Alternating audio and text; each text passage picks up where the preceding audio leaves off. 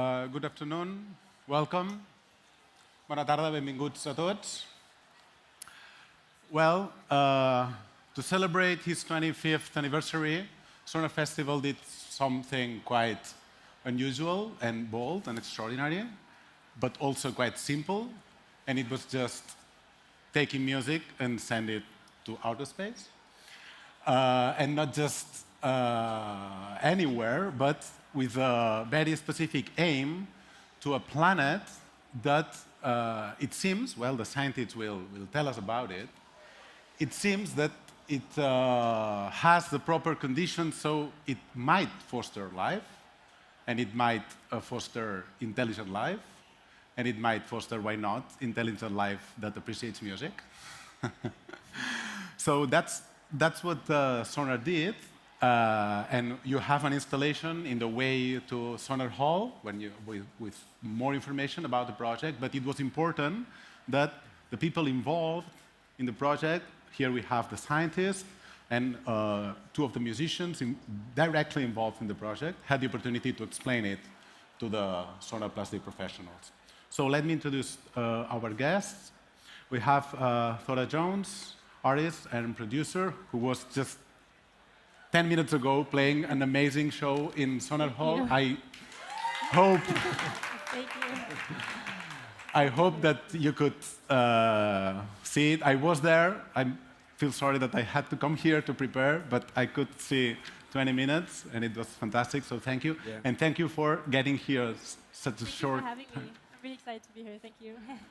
So next to Thora, we have Orafur Arnalds, also musician and producer, very important artist from Iceland, as you know. In my opinion, a key figure in contemporary piano playing. And don't miss his show tomorrow in Sónar Complex. Olafur, thanks for being here. And for the scientists, we have Ivan Dutil. Ivan Dutil is an astrophysicist, and it's one of the leading scientists in the world, in history, of messaging extraterrestrial intelligence. So for us, it was a big deal to have him involved in the project. Thank you for being here. We have also Jordi Portell. Jordi Portell is the expert about encoding music in the most strange and way. So he was the guy responsible for taking these sounds and take it into the proper strange format so we could send it to space. He works in the Institute for Space Studies of Catalonia. And Ignacio Rivas, my left, he's the director of the Institute of Space Studies of Catalonia. And he's been so important. I mean, I think it's fair to say that without Ignacio, the project would have not been possible. So the project started when we contacted him, and he was crazy enough to say yes. And I say crazy because, I mean, not all the scientists are thrilled about this kind of venture. So he took a risk, and we are really, really grateful. So thanks, Thank you. Ignacio. Thanks. Okay, I want that we have time to listen to you. That will be very simple. I'll ask 5 questions to all of you. And, and of course, you can chat and make it a bit informal. So the first question, it's almost mandatory. It's, do you believe in extraterrestrial life? Do you think there is extraterrestrial life? And if so, do you think that we will be ever able to contact them and to talk to them somehow? I start. Let me put my scientist hat on, and I'll say we don't know. I don't know, actually. So honestly, we don't know whether there's life beyond our own planet, and let alone life that can be intelligent and communicative. So if I now take my hat off, and I'm now a layperson, I hope so. I very much hope so. And what we're trying to do is to establish the context of our own planet and our own living planet in the context of this inhabited universe. And I hope we can come here in some years and even with our scientist hat on say, yes, there's life out there, and maybe that life can be intelligent. Okay, and now if you take the hat on and speak as a human being. I cannot do that, no. No, I really hope so. I really hope that life is widespread in the universe. It would be so boring if we were only a living planet out there. We now know that there's even in our own galaxy, tens of thousands of millions of planets, so tens of billions of planets out there that can even be habitable. So unless the chances of developing life were so low, there's very high chances that there are some inhabited planets out there. Okay. Yeah. Ivan, what about you? Well, I will continue on the same things. There is so many places there could be life. It is likely there is life elsewhere, and I don't see how we should be so special to be the unique place in the whole universe where there is life. But maybe it is likely that most life in the universe is in the form of bacteria, because on our own planet that we had for almost all the Earth history, a few simple organisms. So the real question, and nobody has a good answer to that, and you are good as me as anybody, is there intelligent life elsewhere? And we don't know. Actually, we're not even sure there is one on Earth. But this is the most difficult question we will ever have to face and to ask, because we have no way to know if there is intelligent life until we find it. We cannot speculate, because speculation is so wild that we got nothing more than anybody can have the same good answer to this or a bad one. So I hope in my lifetime we'll be able to find something, a radio signal, a beam, laser beam, artificial structure somewhere in space, but we don't know when, and if it will take 1,000 years or 50 years at this point. Sónar?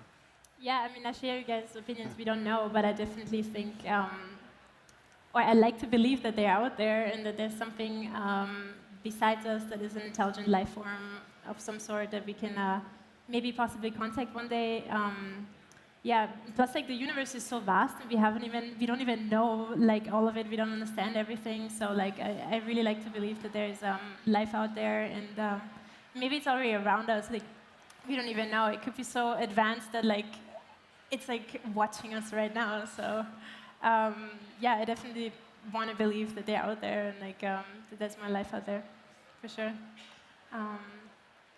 Yeah. I feel like next time you ask scientific questions, you should start with us. Okay. And then go to the scientists, because Okay. it's not really That's- nice Yeah, to that's follow stupid. these guys on these questions. Okay, I'll do that. I'll do that. Talk about music, you can ask them first. Okay. Yeah. Okay, yeah. Let's do it. I mean, there's not much to add. I believe there's life. I'm not sure if I believe there's intelligent life anywhere. Again, we just don't know.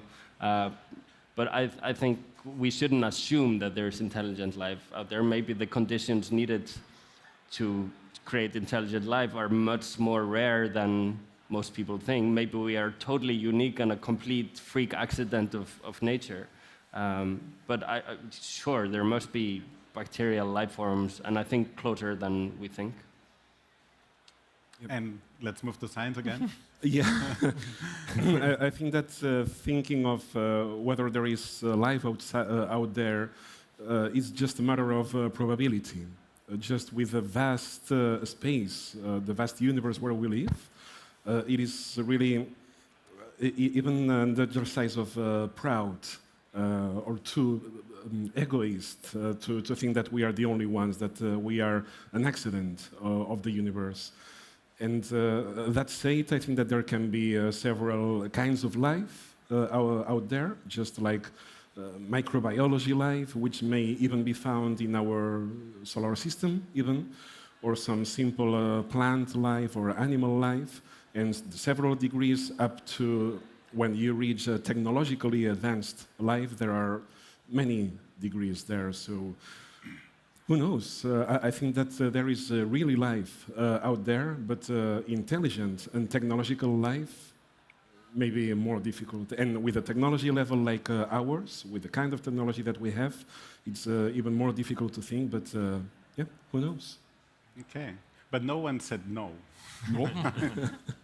And you all took part in this thing. So, Yeah. in a way, okay. Okay, so let's move to the second question. This is the main one. What I want you to explain, and make it short, please, is, well, your involvement in the project. each one of you had a very important role in this venture. And can you please explain how it worked? I think for the last time, it's important to explain the project in order. So I think that Ignacio, but it's the last time we do that, okay? So Okay, in my particular case, I was approached by the organizers of the Sónar Festival 2 years ago. And they sort of let's say they made a sketch of the idea, and I thought that was really, really so crazy that I was tempted to say no. And actually, I did say no-ish at the beginning, but they convinced me to meet them, let's say, and to discuss it. And then I decided, well, okay, let's go for it, right? As Luis said, for a scientist, this may be a bit dangerous because getting mixed with talking to aliens, it's not something that in the scientific community is usually highly thought of, let's say. But we moved ahead and so on. Then the first thing was to actually secure a transmitting facility. And this was already very difficult, actually, because of the same reasons. Because you talk to the main agencies, NASA, ESA, Arecibo radio telescope, and they all said, they didn't say no, but they said, oh, we'll think about it, and they never came back, actually. I remember that. Yeah. That was tough. And it was a bit tough. And then eventually we got in touch with these people at ASCAT, and they had this 30-meter antenna up near the North Pole, and they were crazy enough also to say yes. They went through these some boards and stuff, and eventually, yes, we made a deal. And that is at, let's say, to put in technical terms, at plus 70 latitude, which means that it's only the northern hemisphere, the northern sky, actually, that can be observed from there. Mm-hmm. And that put a lot of constraints on which planet to look at. We had to transmit this signal to a planet that could be observed from up there. And then out of the planets that are potentially habitable, and I'm going to talk about this in a second, we had to select this Leuchten star B, which is the best one that can be observed from the northern hemisphere. Now, why a planet of this characteristic? So now we know today about 4,000 exoplanets. These are planets that orbit stars other than the Sun. There's the closest one is called Proxima Centauri b. It's only at 4 light years, but it's a southern hemisphere object, so you cannot do it from the north. And now this Leuchten star b was discovered back in 2017, and this is a 3 Earth mass planet that is orbiting around each star with a period of 19 days or so. But it's a much cooler star than our Sun, which means that even that close, the temperature on its surface is warm enough or cool enough, let's say, to have liquid water on the surface. So a year is 19 days. Yeah, what it takes us 365 days. In Leuchten star b, it takes 19 days, a bit less than 19 days. So you get old very fast. Everything happens really fast. Like you have a sonar every 18 days. So okay. maybe they can think about it. These people would go crazy for sure, the organizers. Yeah. And this is a planet that we call potentially habitable. And it's very precise wording, let's say. Potentially because maybe it has liquid water on the surface. A planet that does have liquid water on the surface, we call habitable. A planet that has liquid water and life, we call inhabited. And a planet that has intelligent life, we don't call it anything because, well, we haven't talked to anyone yet. So this is the sequence of events. So this planet is potentially habitable. The fact that it's developed life and it's developed intelligent life is something that's a subject of speculation. But it's just one of the best candidates that we have. Even though this is at 12.5 light years of distance, which means that our transmission takes 12.5 years to reach there. This maybe will be picked up by someone, who knows, low chances, but who knows, and then decode it and maybe answer back, and then we'll hear about this in Sónar 50, right? Yeah, that's the idea. Yeah.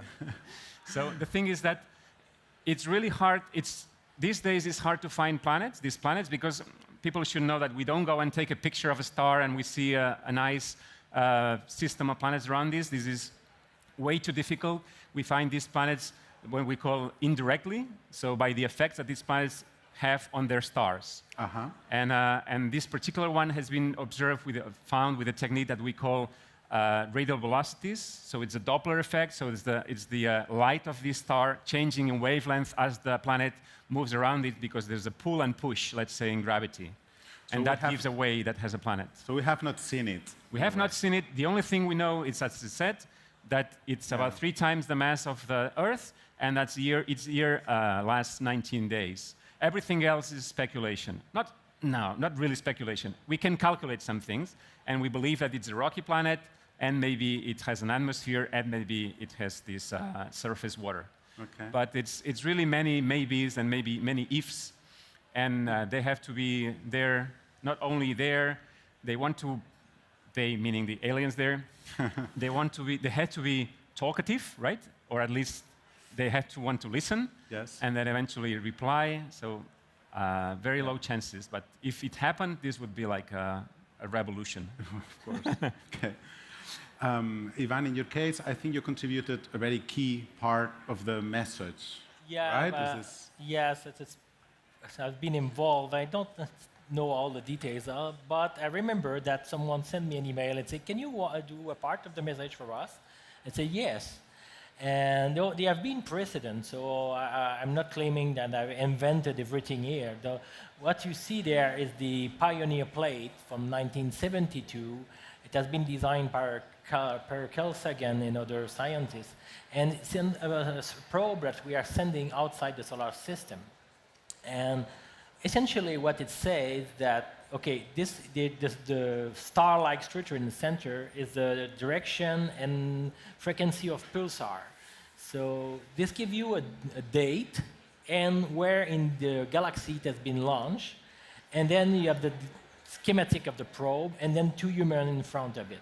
Mm-hmm. So essentially it's a timestamp on the space probe, and it will survive 1 billion years in space. So it's proposed if one day someone find the probe, they will say, oh, it was nice creature decide to let a note for someone who found it, and he will know where this come from. Mm-hmm. There is an amazing book written by Carl Sagan called Cosmic Connection. We explain all the trouble he got because he did that. People were naked. Some people say we're sending pornography to extraterrestrial. Women's arms are in the same position, which is very simple details, but, well, Judy will know that women can bend their arm. And all those questions was quite tricky. And there is an interesting aspect for the artistic contribution is the wife of Carl Sagan designed the picture of the men and the women to make it look like the average human without race indication. Mm. So this is one of the biggest problems. You try to speak for the humanity. So I will show you maybe code for another version. So this is easy. You have a physical artifact. This is you trying to do something with radio, which was much more difficult. This is the first radio message we have sent in space. Okay, in real life there is no color. It's only 1 and 0, and then somehow you should be able to fold it in the right way because it's product of 2 prime number to recover that. Okay, overall it has been tried by hundreds of people. It's very hard to decode. If you miss 1 bit, it failed. A lot of things could fail, but it's the first attempt we ever made to communicate with extraterrestrial using radio wave. And what it tells, actually, first line, how do we count? Then you have chemistry, DNA, a human, and the size of the human in the unit length of the radio wave of the signal. Solar system, in a yellow, solar system schematic, you see the poor resolution, the planetary square, and then you have the diagram of the radio telescope. So these are the key elements we want to put in a message. So this is the first generation. I will show you, as been told, it's very hard to find an antenna to do that. We'll show one. This one has been sent by this antenna, which is the Arecibo radar in Puerto Rico. It's 300 meter wide. It's in valley. They put steel in the bottom to make a reflector. It can shoot up over, and it has a megawatt class transmitter, and you need its own power plant to operate. That's the kind of stuff we would like to have, which is very hard to borrow to other people. I've been involved in this business in 1999, actually, and that will show you what was my first message I did for a project called Encounter 2001.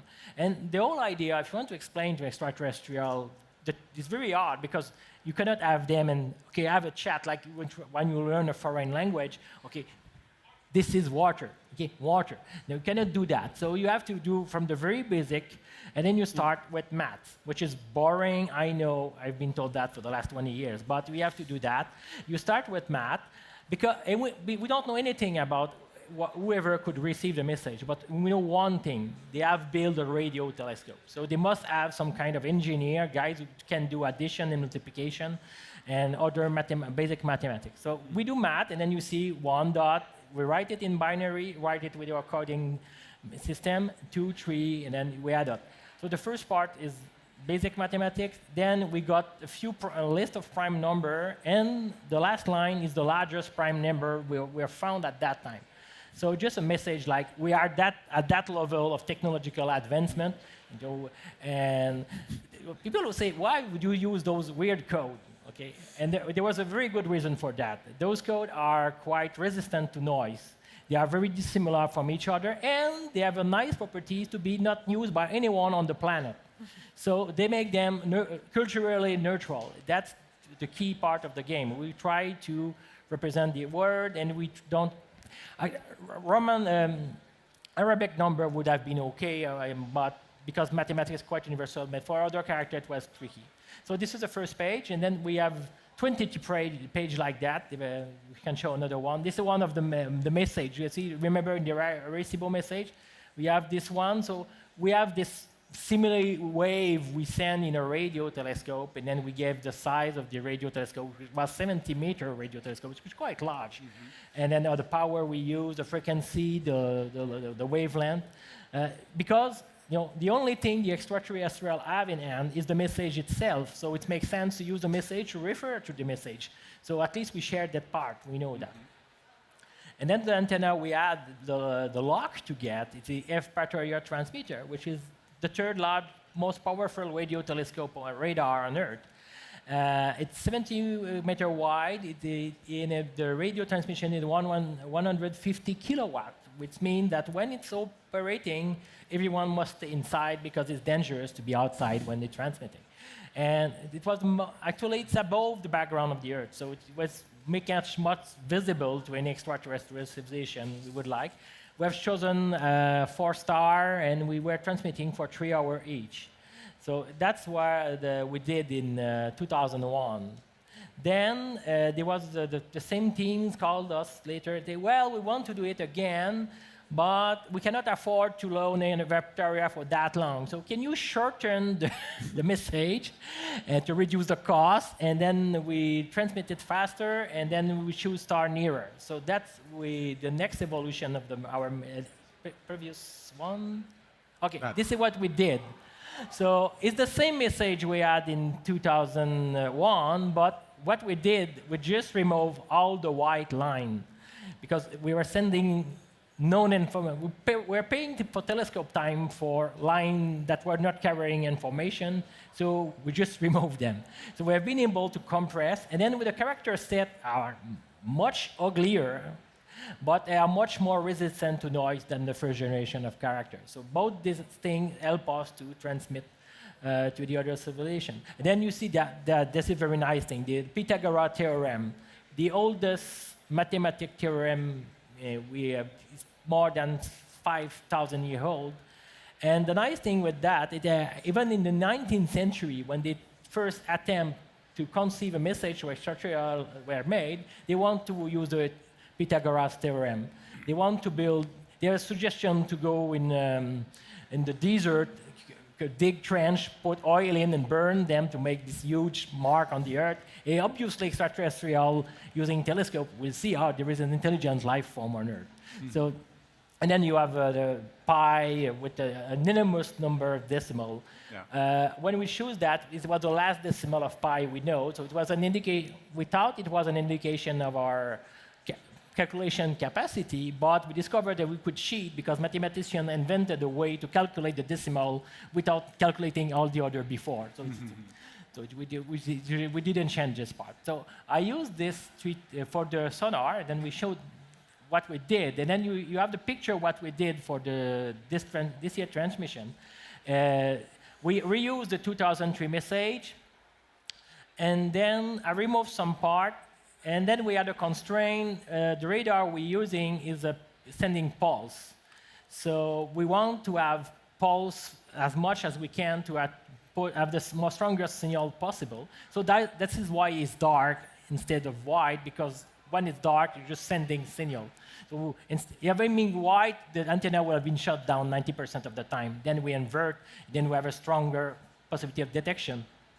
So you can see the human in the corner. We have recovered them from the... it is the Pioneer plate.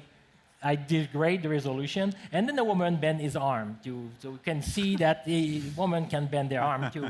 And then there is figure indicating the gravity, because it's not obvious if you are not a human that your feet is down and your head is up.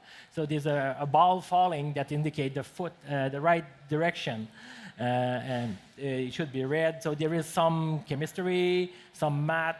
You see, if you note that math have been repeated twice, because we want to have some redundancy. And actually, in the format I use, you used to have this very long stripe, which is easy to recover. But after thinking after that, what happened if the extraterrestrial missed the first 5 minutes of the transmission? Well, they're losing the important part where we explain how to read the message. So this is why I fold it 4 times. And then if they lose the beginning, well, there is they don't lose much, and then there is copy of the first part at the end. So we have some backup in, we can survive more easily, simple as that. And the first few lines, it just don't contain much information, but help to fill the things. And actually, it's much nicer, because we can see everything in one shot, which is was the problem with the 2003 version. Nobody has used it anymore. So this is I'm quite happy with the final result. It's aesthetically pleasant, and it conveys the information we want to convey.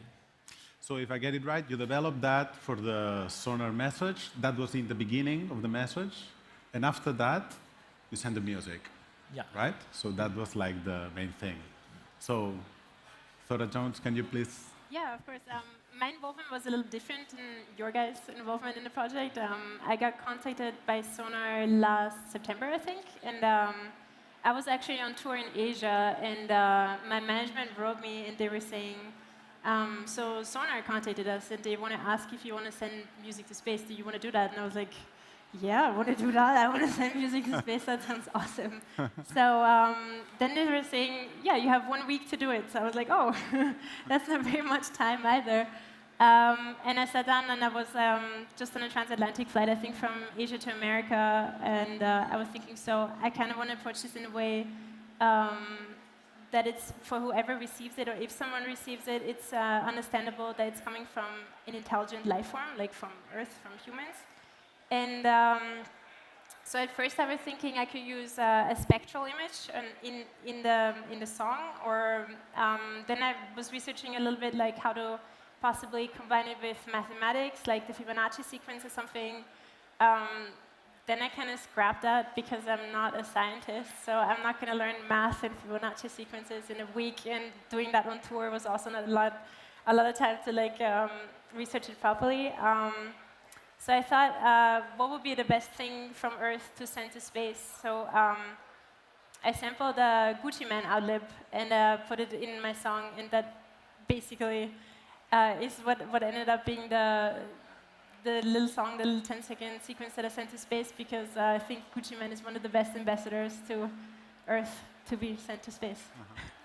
You know that we were worried when we were contacting musicians about the 10-second yeah, that was duration, really because hard. it's strange. I mean, perhaps if you have 2 seconds, just something very, very like a loop, and if you have 2 minutes, you do a track or a song. But 10 seconds is really difficult. Yeah, it was really That's difficult. my It's impression. like my music is also very melodic, so like finding a really good sequence in like very, very short time was very difficult. But I kind of pulled it off in the end, I think. I hope. Well, after, Jordi later will explain why the 10-second. Can we play Yeah, of course. Go for it. the piece we sent to space?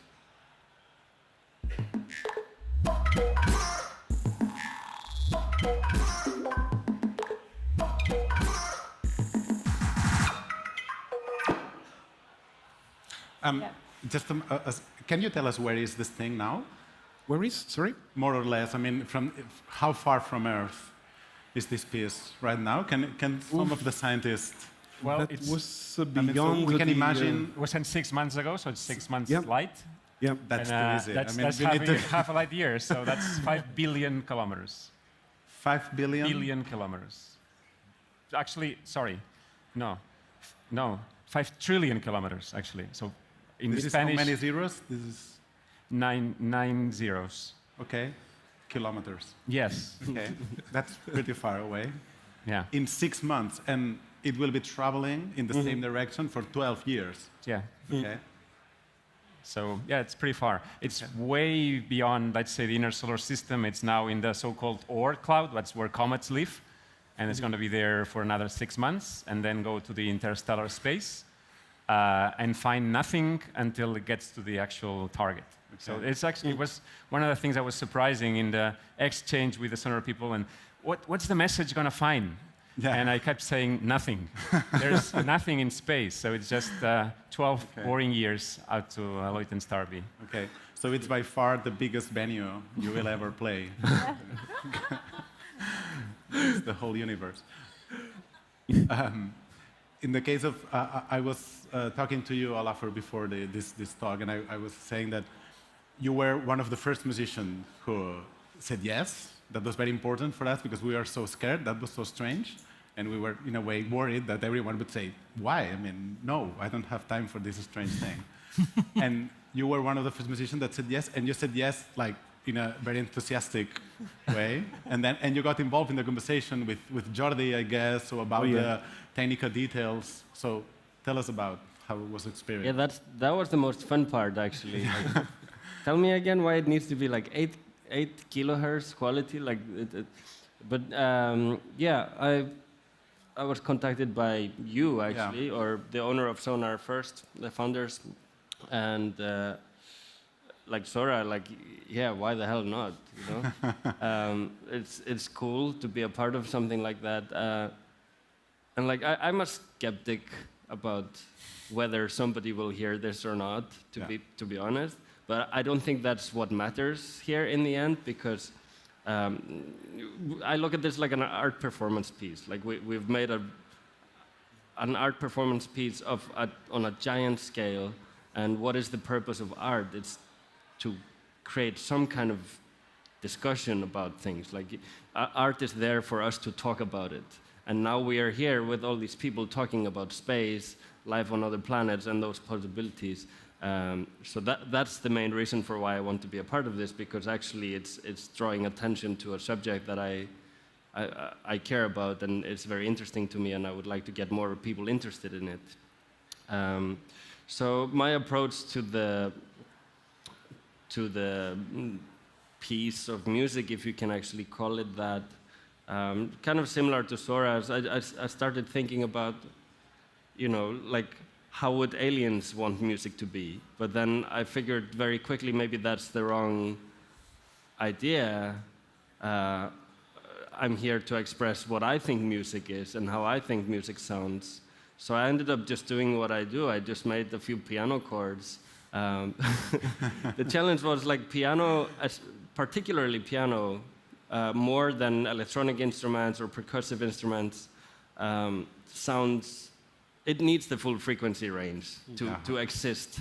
So my challenge was to find a way to kind of put the piano in there, make it still kind of sound like a piano, or at least keep the expression of a piano. So I ended up using this algorithmical piano software that I created a little while back that plays self-playing pianos. So it can play the piano in a way that kind of makes just a swarm effect, which I found more suitable than one note at a time, because that note, the quality doesn't have the dynamic to deliver just one note at a time.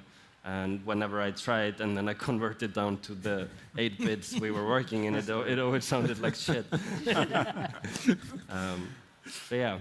No. I can play it? It's 3 chords. Let's hear it.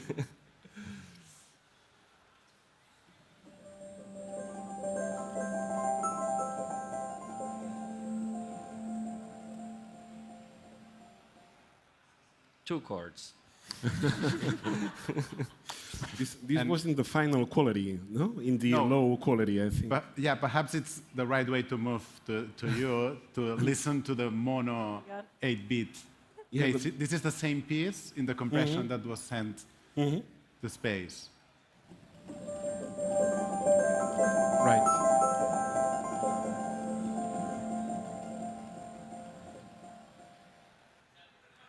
And that was your So there is- role. That was your fault. It's my fault. Yeah. Yeah, when Ignacy approached me to propose this project, of course I was delighted to work on that. But the challenge was to put as much richness or as much musical expression in these very few beats that we could send there. And why can we just send very few beats to that exoplanet?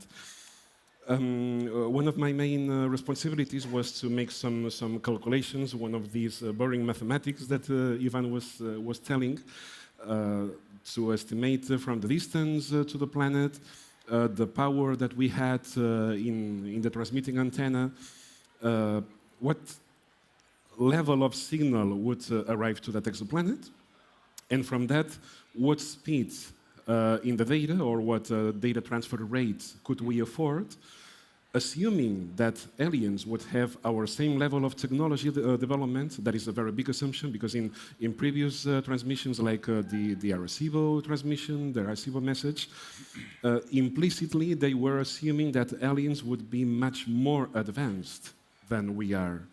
And we didn't want to do this assumption. We just said, okay, let's assume that they have our same kind of antennas, our same kind of receivers, and technological understanding of bits, bytes, digital sound, and so on, or digital data somehow. So when doing some numbers, I ended up with a very terrible number, which was we can just transfer data at 500 bits per second.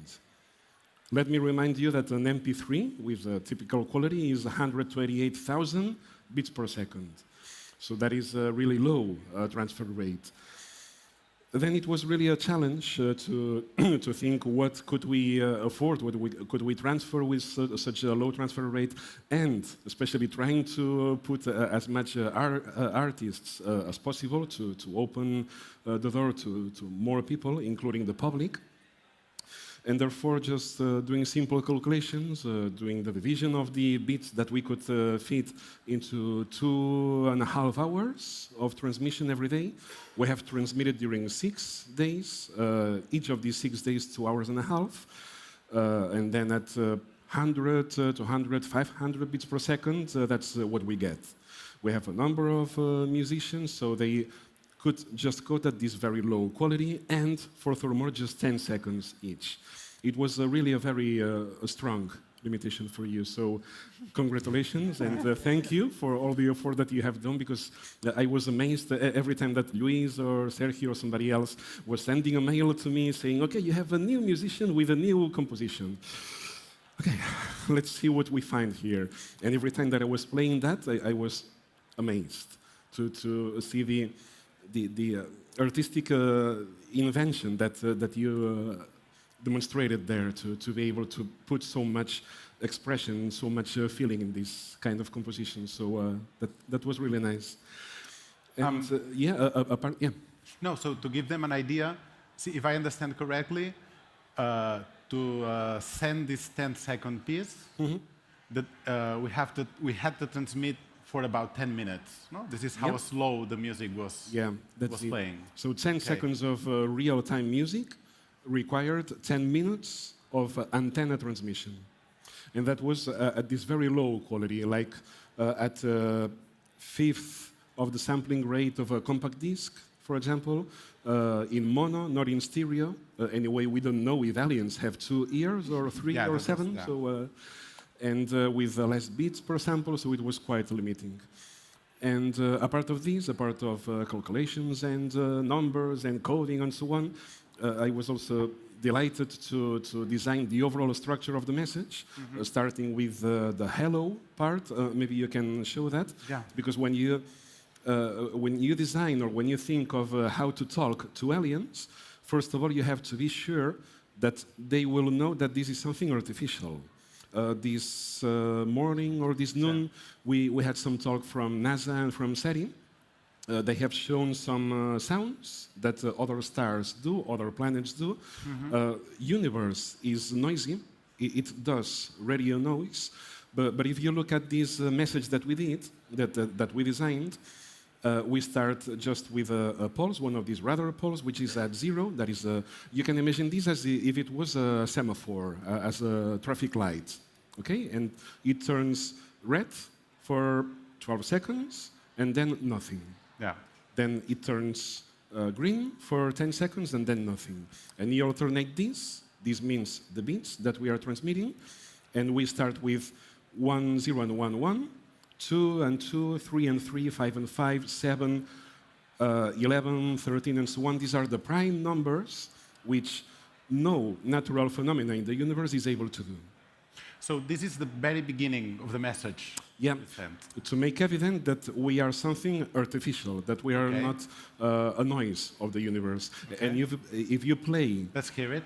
the sound of this when it passes through the antenna, be careful because it's very noisy. It sounds like these radar pulses. Okay, okay, sorry. Yeah, I was wrong. It's this thing. Okay. this one.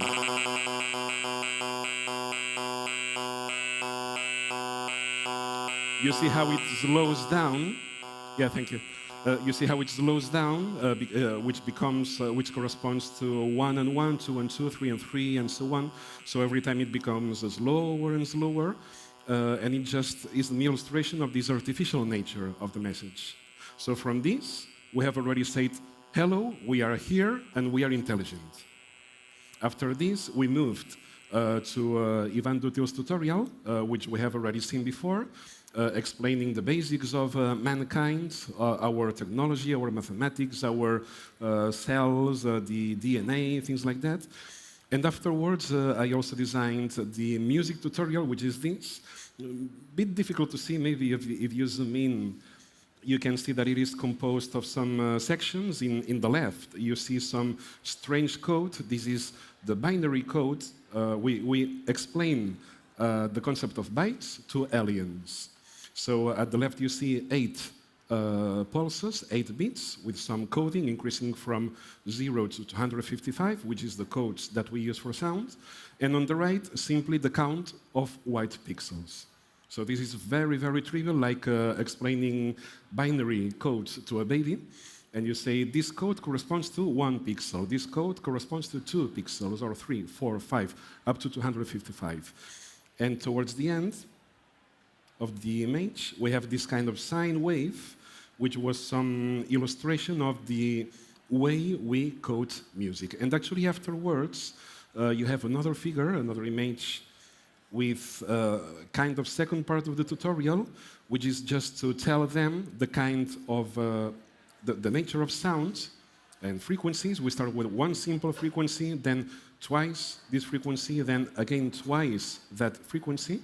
And if you play that, this kind of very quick tutorial, because that has to be quick and with very low data, this is the, yeah.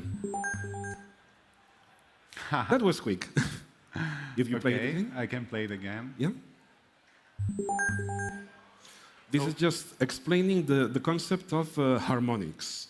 We start with 100 hertz, 200 hertz, 400, 800, and then in the second part it sounds a bit, it sounds like some chords.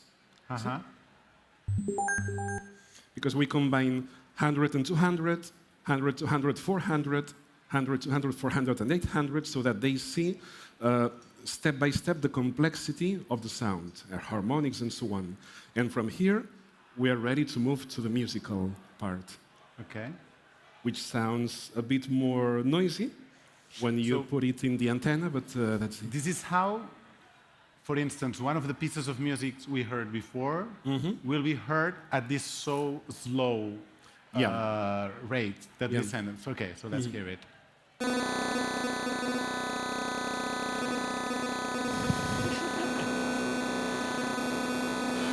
Down.